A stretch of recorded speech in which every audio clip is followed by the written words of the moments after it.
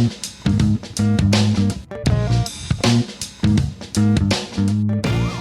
Skidly Dough, you fine and fantastic folks. Welcome to another episode of Beating Obesity. This episode we are talking about the If It Fits Your Macros diet. Is it helpful? Is it not? Tune in to find out. And also we have a free ebook you can find on timmaynardfitness.com. Just scroll down on the homepage. I hope you all enjoy the show.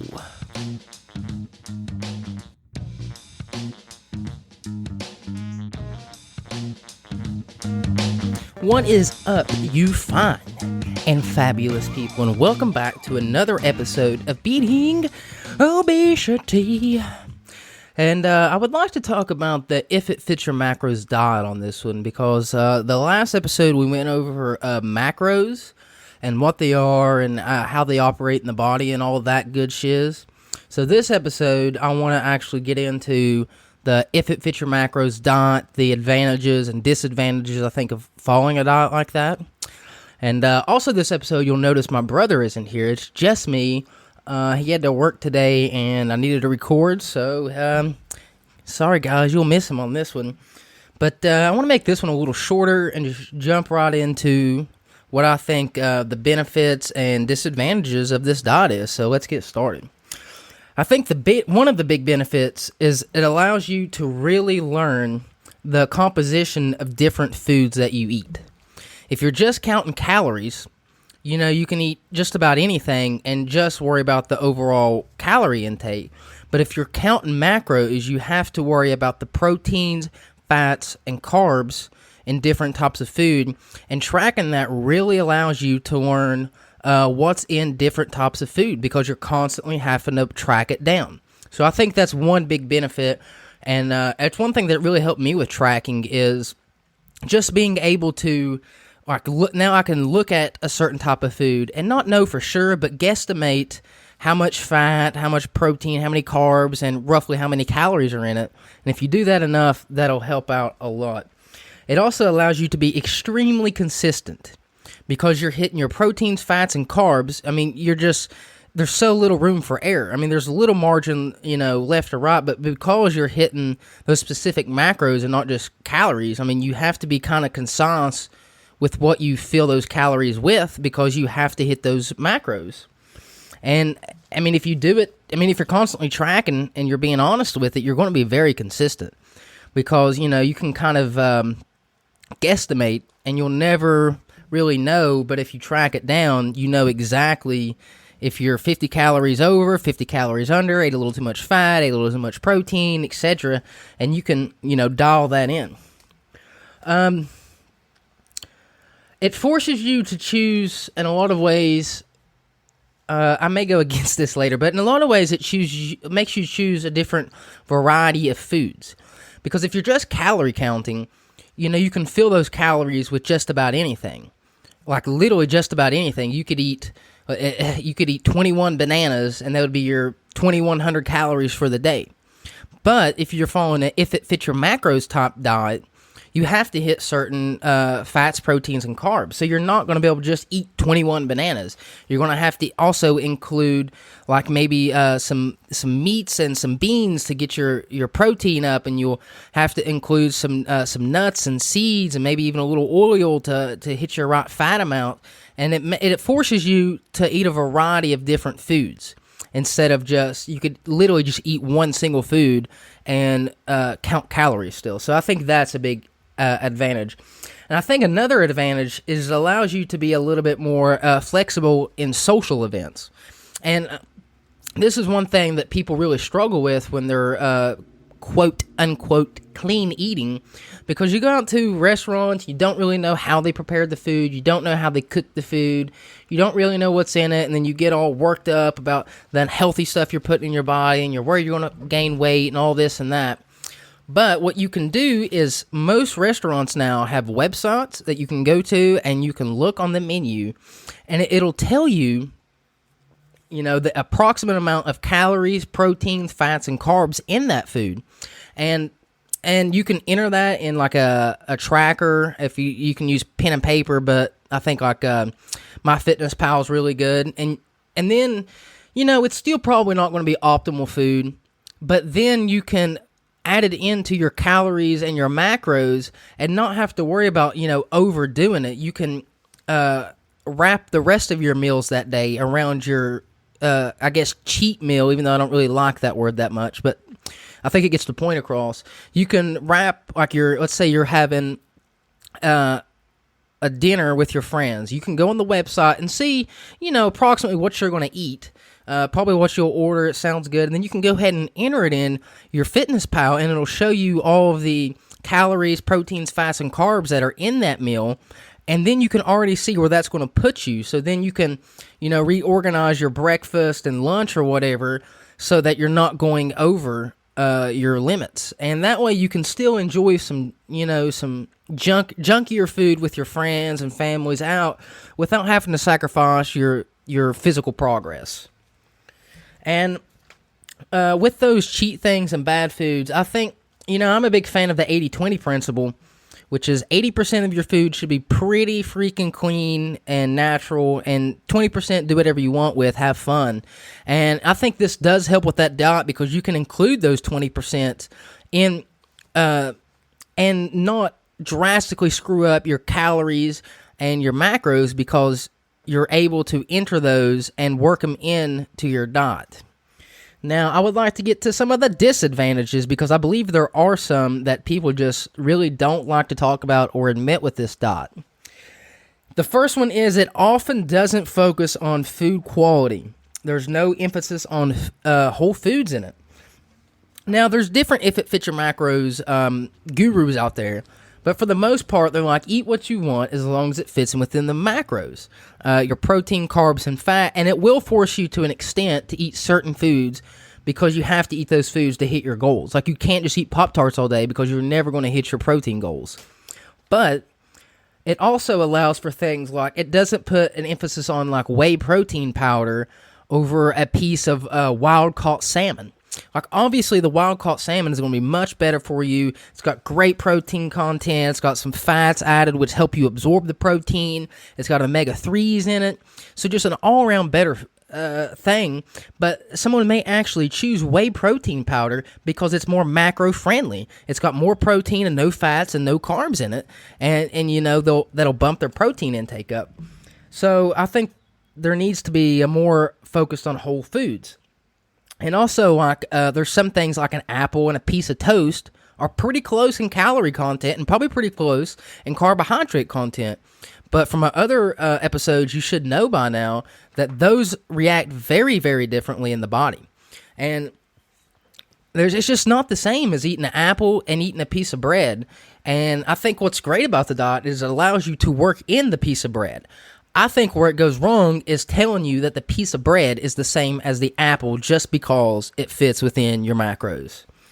And they're overly focused on macronutrients, and you're not worried about your micronutrients, your polyphenols, your antioxidants, things like that, like all these little micronutrients that are rarely discussed. Most people are focusing on your protein, carbs, and fat, which, arguably does play the biggest role in your physique. But your health, you got to have all of these other things. And one that it also greatly misses out on is fiber.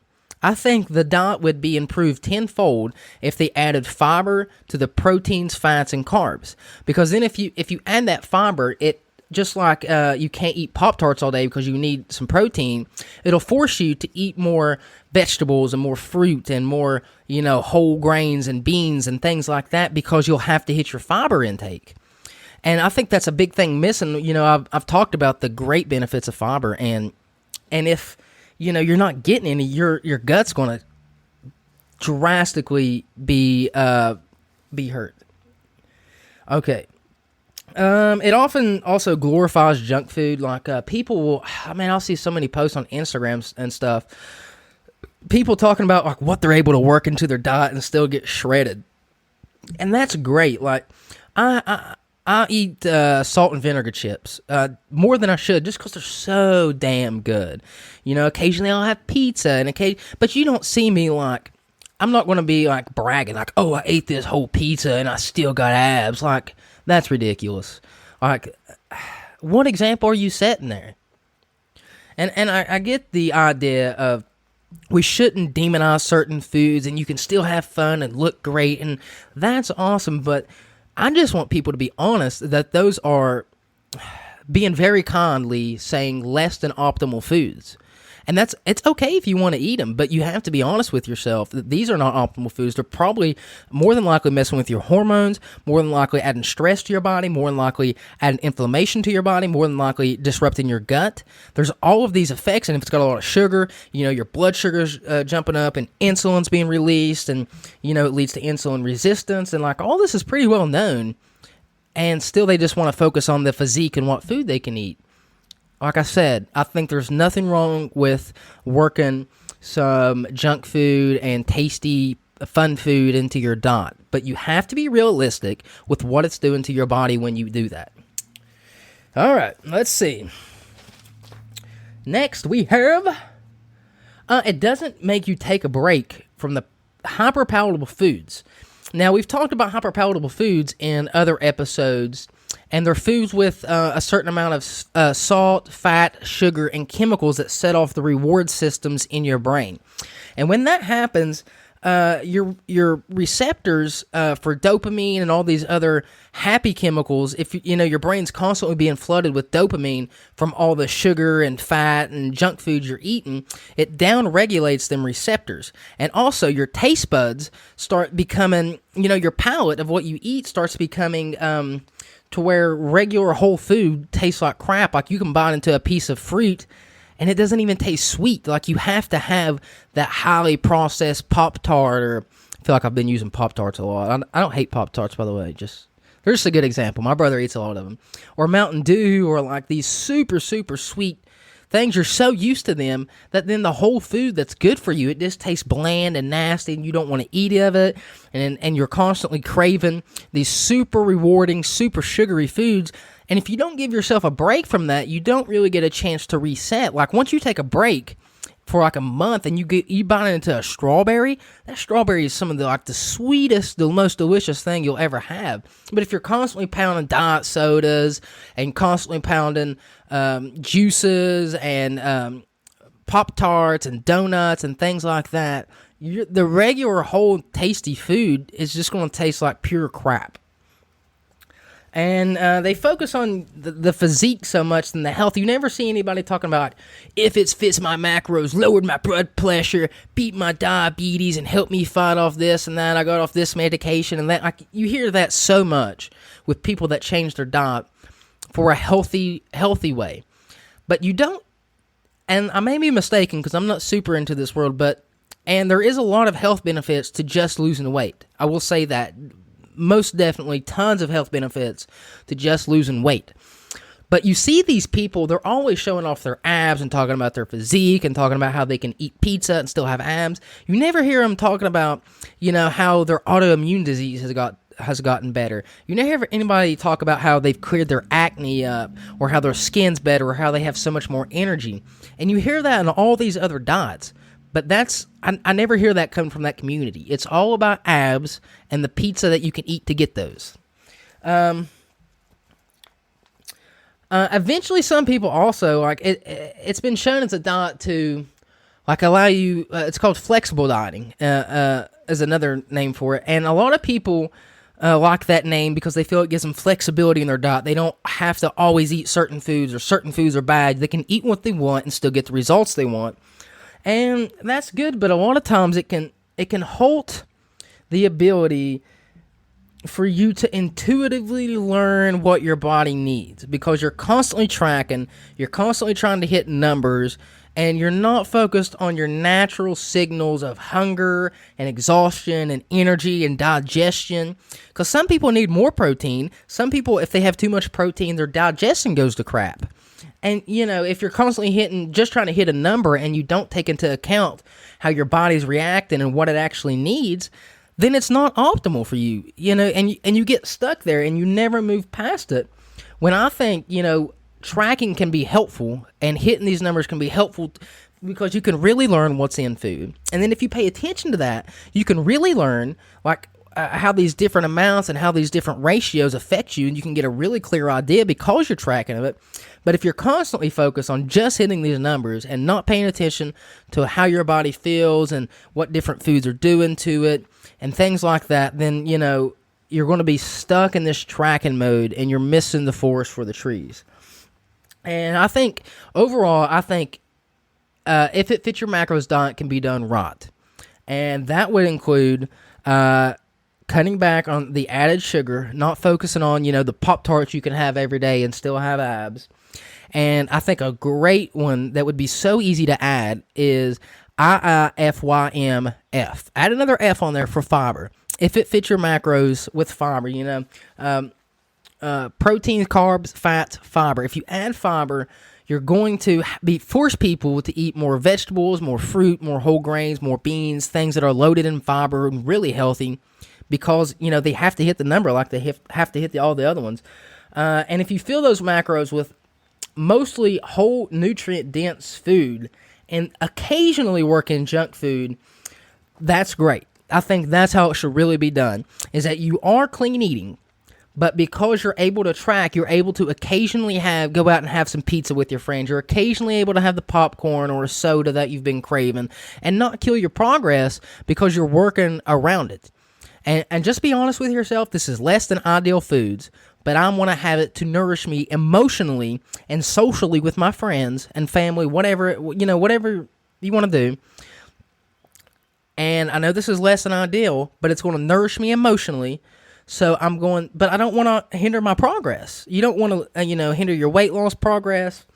So you can, add those foods into your daily calories and macros and still enjoy them and still not hinder your physical progress.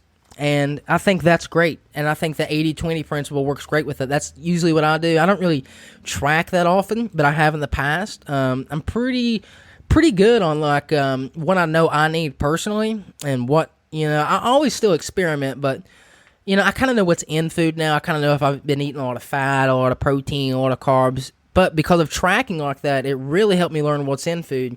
And if you do it with the 80-20 principle, 80% whole, natural, nutrient-dense foods, 20% play with whatever you want, have fun with it, and you're tracking and adding that up, I think it can be very beneficial for a lot of people. And with that, that'll be the end of this episode. A little bit of a short one, but I think we covered it pretty well, and my brother should be back next time. But I hope you all enjoyed the show. I really do.